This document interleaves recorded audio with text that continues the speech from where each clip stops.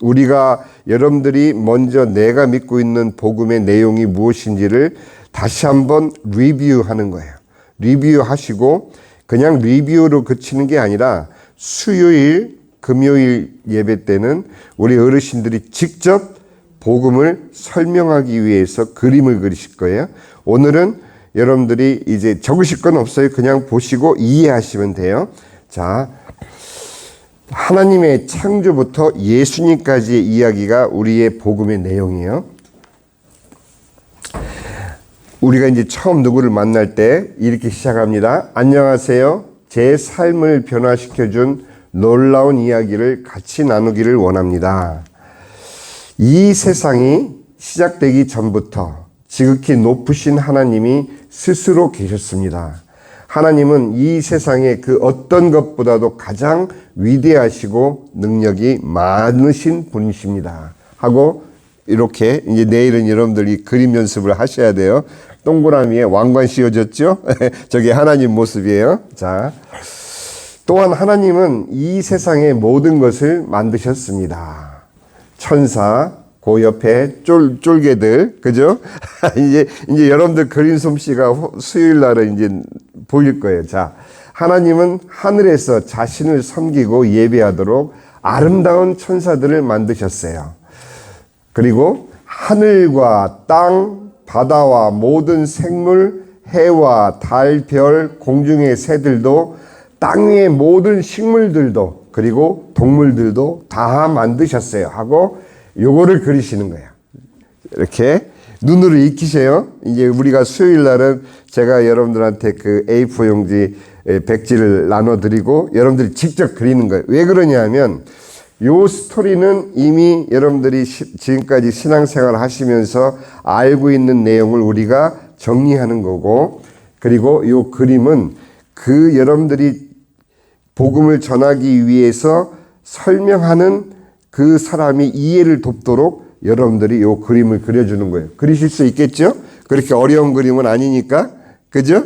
이렇게 하늘 그리고 그 위에 해, 별, 그리고 요 새들 날아가는 거.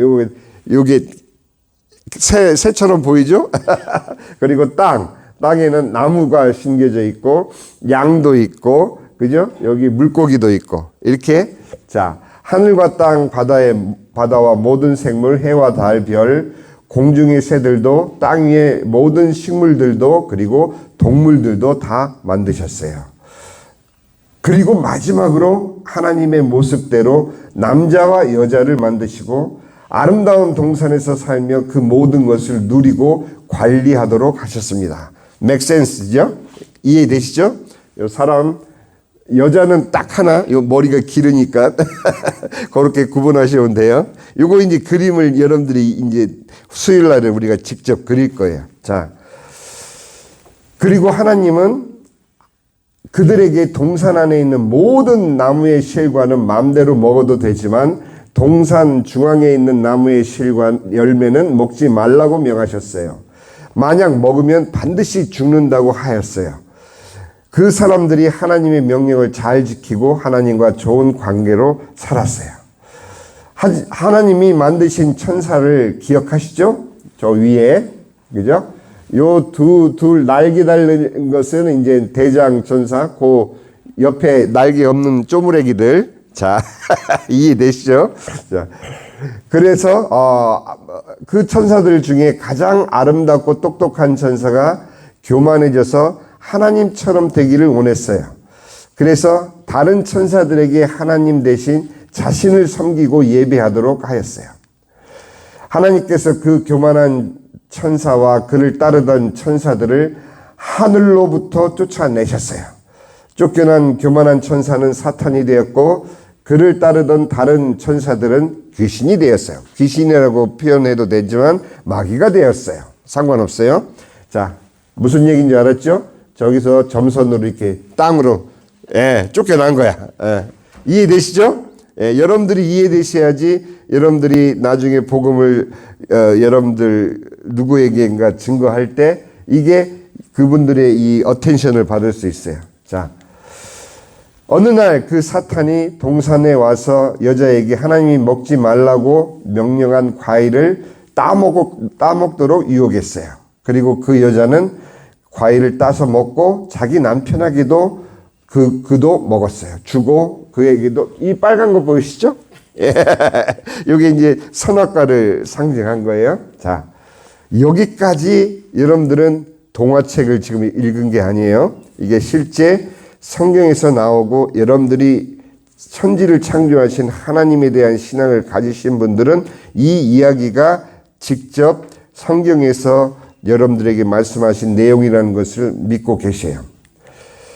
하나님이 먹지 말라 하는 것을 먹었어요. 불순종은 죄입니다. 하나님께서는 그것만, 하나님 말씀에는 네가 동산 각종 모든 실과를 다 먹을 수 있으나 이것만은 먹지 마라. 그런데 여러분들 그거 생각해 보셨어요? 우리가 표현하기 쉽게 선악과 하는 그 선악과의 본래 이름이 뭐냐 하면 뭐라고 그래요? 선과 악을 구별하는 실과, 나무의 실과. 그죠? 길어요. 길어. 영어도 그냥 영어도 선악과라고 얘기하지 않고 the fruit of a tree of good and evil. 굉장히 길어요. 왜 길게 하셨을까? 이건 넌센스. 그냥 사과 하면 그냥 뚝 떨어지잖아요. 그죠? 근데 아담에게 이것만은 먹지 마라 했는데 영어로도 길고 한글로도 선악을 알게 하는 나무의 실과.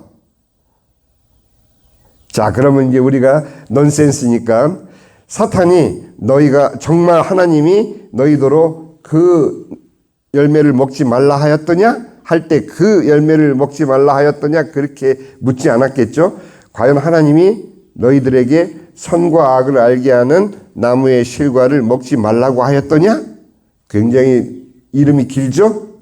그러면 또 하와가 하나님께서 우리에게 저 선과 악을 알게 하는 나무의 실과를 먹지 말라고 하셨어. 이렇게 대답을 해야 되는데 하와는 뭐라고 그랬어요? 그것을 먹지도 말고 만지지도 말라고 하셨어.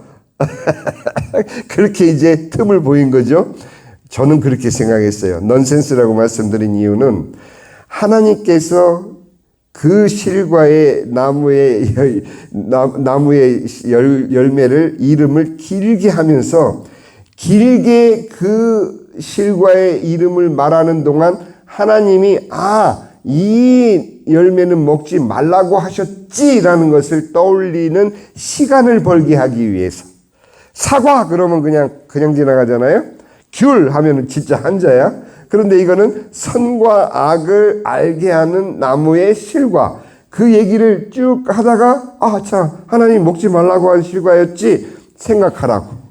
그러니까 넌센스예요. 여러분들이 너무 진지하게 들으실까 봐 제가 우스갯소리지만 사실을 말씀을 드리는 거예요. 자, 불순종. 그 한마디만 지키면 되는데 불순종한 죄를 지었어요.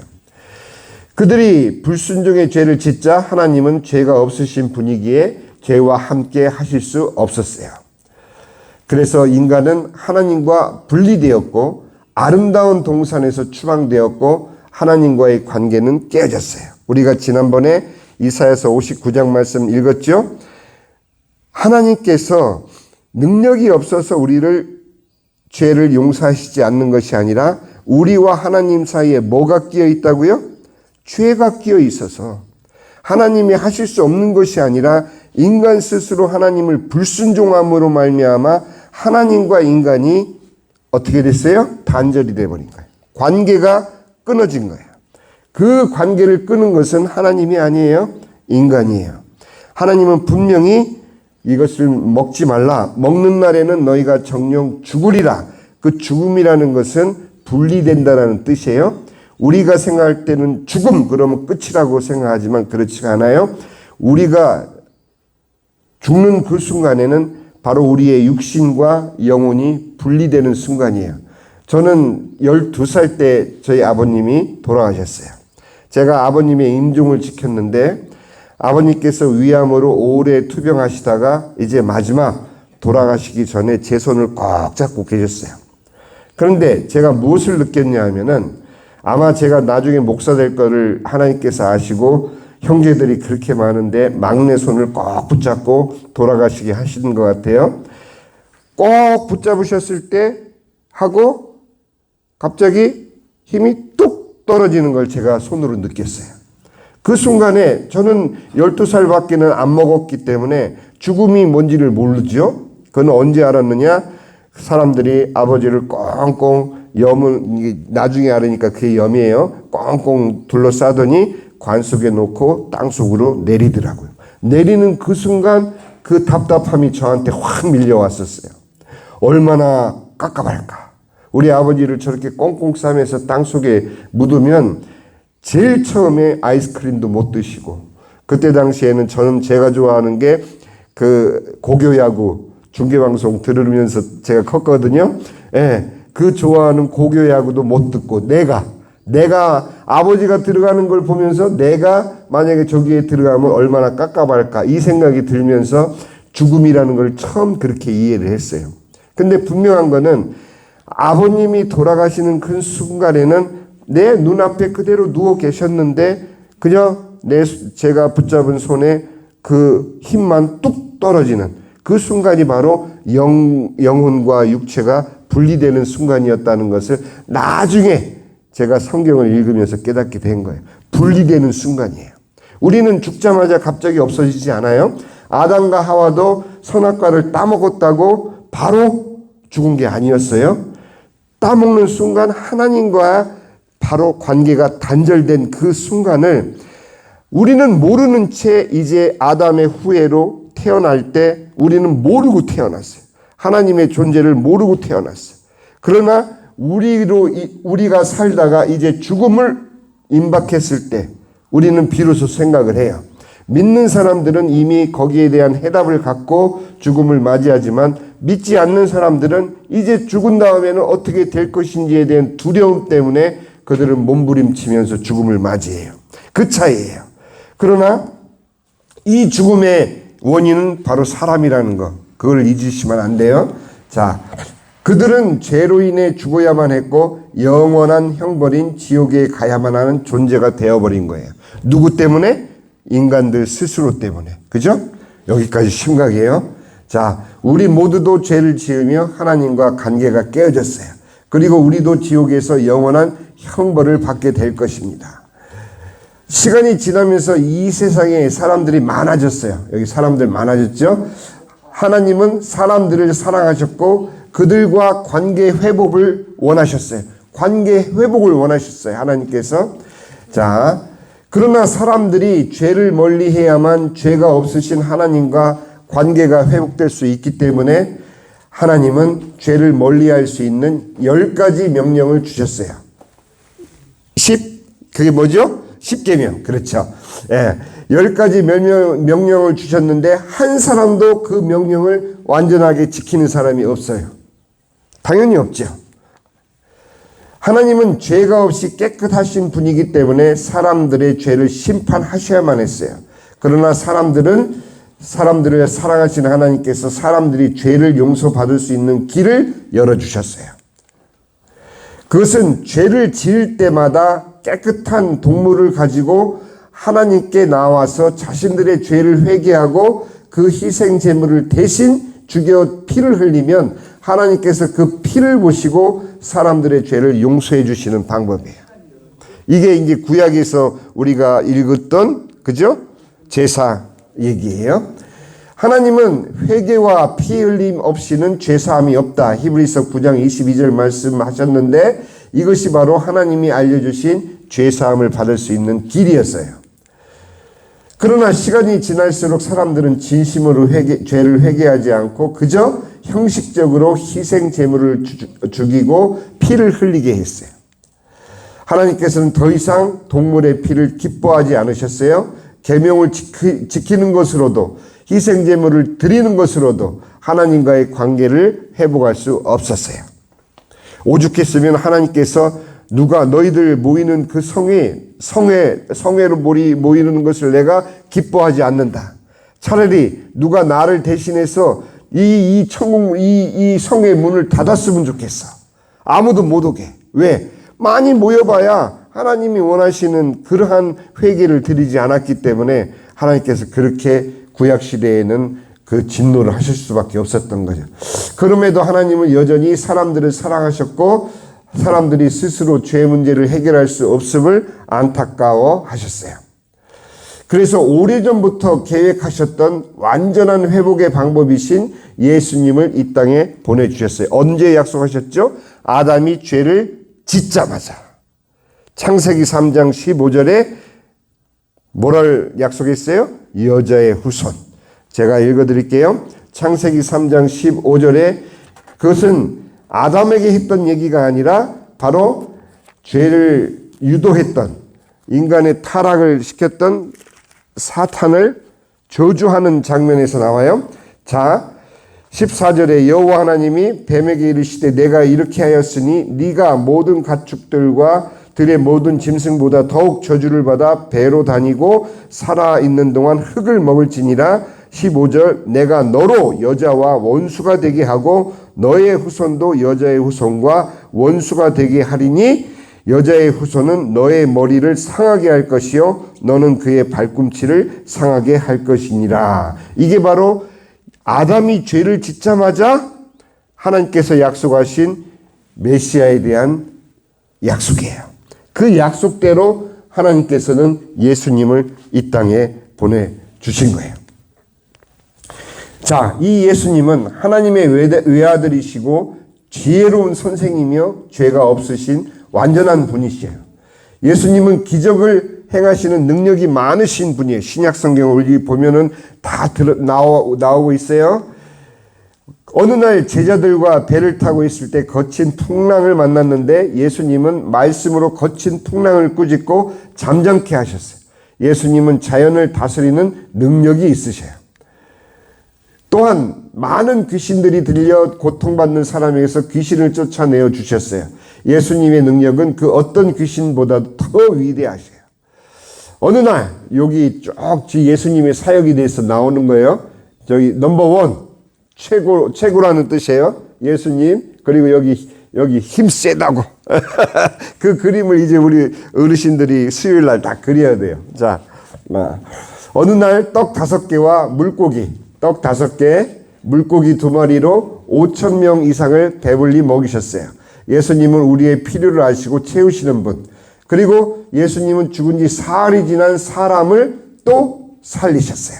예수님의 능력은 죽음을 이기셔요. 예수님은 이처럼 많은 기적을 행하심으로 하나님의 아들이심을 증명하셨어요. 자, 예수님은 선한 목자이세요. 결코 우리를 혼자 두지 않으시고 옳은 길로 인도해 주시고 악한 것으로부터 보호를 해 주시오. 지팡이 보이죠? 선한 목자. 완전한 하나님의 희생 제물이세요. 그래서 피를 뚝뚝뚝 흘리시죠? 예수님이 이 세상에 계실 때 많은 사람들이 예수를 믿고 따랐어요. 그러나 어떤 사람들은 예수를 미워하고 질투하여 죽이려 했어요. 예수님은 그 사람들에게 자신의 몸을 스스로 내어주시고 2 손과 2 발이 십자가에 못 박혀 말할 수 없는 고통을 당하시고 피 흘려 죽었어요. 이제 예수님 이렇게 창에 찔리신 거, 피 흘리신 거, 그 당시 십자가는 가장 흉악한 죄인을 죽이는 사형 틀이었어요. 그런데 죄가 전혀 없으신 예수님이 왜 십자가에서 죽으셔야만 했나요? 그것은 예수님이 하나님께서 이 세상의 모든 사람들의 죄를 용서하시기 위해 준비하신 완전한 희생 제물이었기 때문이에요. 그동안 바쳤던 소와 양의 그런 피로서는 우리가 죄사함 받을 수 없었지만 이제 예수님의 피는 바로 우리를 속죄하는 대속의 십자가 위에서의 죽음으로 보혈을 흘리신 그 피로 우리가 구원을 받게 되는, 죄의 대가는 죽음이에요. 그래서 죄인은 우리가 죽어야 하는데, 죄인인 우리가 죽어야 하는데 예수님이 희생제물이 되셔서 우리를 대신하여 십자가에서 죽으신 것이에요. 하나님은 회개와 피 흘림이 없이는 죄사함이 없다고 말씀하셨어요. 그래서 예수님이 십자가에서 흘리신 그 피를 보시고 하나님께서 우리의 죄를 용서해 주시는 것입니다. 예수님은 죽었을 뿐만 아니라 죽은 지 사흘 만에 다시 살아나셨고 많은 사람들에게 보이시고 하늘로 올라가셨어요. 그리고 심판주로 다시 내려오실 것을 약속하셨어요. 예수님이 살아계셨을 때 제자들에게 두 아들을 가진 아버지에 대한 얘기를 해 주셨어요. 어떤 아버지에게 두 아들이 있었는데 하루는 둘째 아들이 아버지에게 와서 자기의 몫을 유산을 미리 달라고 했고 그리고 아버지는 그 몫을 나누어 주자 먼 나라로 떠났어요. 둘째 아들. 그래 그곳에서 허랑방탕한 생활을 하며 모든 돈을 다 써버렸어요. 먹고 살기 위해 돼지치는 일을 했지만 여전히 배가 고팠어요. 인생의 가장 밑바닥에 있을 때 풍성한 아버지의 집이 생각났고 그 아들은 결단하고 아버지 집으로 돌아갑니다. 그 아버지는 둘째 아들이 집을 나간 후 그 아들이 다시 오기를 날마다 기다렸어요. 베드로후서 3장 9절 말씀이죠. 하나님께서 오래 참으신 이유 그것을 설명하기 위해서 이 아들과 아버지의 이야기를 예수님께서 우리들에게 들려주신 거예요. 어느 날 둘째 아들이 돌아오는 것을 보고 달려가 그 아들을 안고 기쁨으로 환영해 주었어요. 그러나 그 아들은 아버지께 죄 용서를 구하고 아들이 아닌 종으로 써달라고 그렇게 합니다. 그러나 아버지는 그 아들을 용서하여 주고 종이 아닌 아들로 다시 받아주셨어요. 우리 모두는 이 둘째 아들과 같이 우리도 하나님 아버지를 떠나 우리 마음대로 살며 죄를 지으며 살았어요. 이거는 여러분들 스스로를 뿐만 아니라 여러분들이 복음을 전할 때 그 복음을 받는 자를 위해서 이 이야기를 하게 되는 거예요. 자, 그 죄 때문에 하나님과 단절되었고 지옥에서 영원한 고통을 받을 것이에요. 하나님 아버지는 오늘도 우리가 죄를 회개하고 하나님께 돌아오기를 기다리십니다. 당신은 하나님께로 돌아가기를 원하십니까? 여기까지가 우리가 하나님이 우리를 천지를 창조하시고 예수님을 이 땅에 내려 보내시기까지의 이야기가 바로 이 그림 안에 다 들어가 있는 거예요. 여러분들이 이야기를 들으면서 그림을 함께 보니까 이해가 되죠? 예. 요거를 우리가 훈련을 해야 돼요. 이 그림 그리는 거, 여러분들 컬러링 하는 거 너무 잘하시더라고요. 이제는 누구를 위해서 컬러링을 해요? 바로 하나님께서 우리들에게 부탁하신 그 일을 감당하기 위해서 우리가 이 복음의 스토리, 이 가스펠 스토리를 우리가 남에게 전할 수 있도록 이제는 우리가 훈련을 해야 돼요. 그냥 말로만이 아니라 실제 하나하나 이제 우리가 수요일 또 금요일 또 여러분들이 이 그림을 완성할 때까지 우리가 같이 할 거예요. 그런 다음에 반드시 숙제를 제출하셔야 돼요. 여러분들이 집에 돌아가셔가지고 이거는 다른 프로그램이 아니기 때문에 여러분들이 가장 먼저는 이 이야기를 남에게 들려주기 위해서가 아니라 나 자신이 과연 이 하나님의 심정을 이해하고 하나님의 구원을 받은 존재인지를 이 이야기를 스스로에게 들려줘야 돼요. 그래서 내가 구원받은 하나님의 자녀인 것을 아멘하게 되면 이 이야기를 내가 아는 그건 또 다음에 할 거예요. 몇 가지 여러분들 기억나죠? 아나 뜻은 뭐라고요? 아버지의 이름이 거룩히 빛나시고 나라의 임하옵시며 뜻이 하늘에서 이루어진 것 같이 땅에서도 이루어지이다라는 아나 뜻은 바로 하나님의 마음이라는 것. 하나님의 마음. 그 하나님의 마음을 여러분들이 이제 남에게 전하는데 누구에게 전하느냐? 가친아 해봐요. 따라해요. 시작. 가친아. 누구에게 전하느냐 하면 가족, 친구. 그죠? 그 다음에 아는 사람. 그래서 가친아. 예. 그 가친아를 우리가 구체적으로 명단으로 작성할 거예요. 하나하나. 그냥 제가 와서 여러분들한테 은혜만 끼치고 그냥 휙 하고 돌아가는 게 아니라 여러분들과 함께 이 훈련을 하는 것이 하나님이 저를 보낸 목적이세요. 그래서 종이 한 장하고 펜 하나만 딱 갖고 있으면 이보게 자네 내가 내 인생을 바꾼 소중한 이야기가 있는데 한번 들어보련? 뭔 얘긴데? 하면 끝나는 거예요. 아 됐어.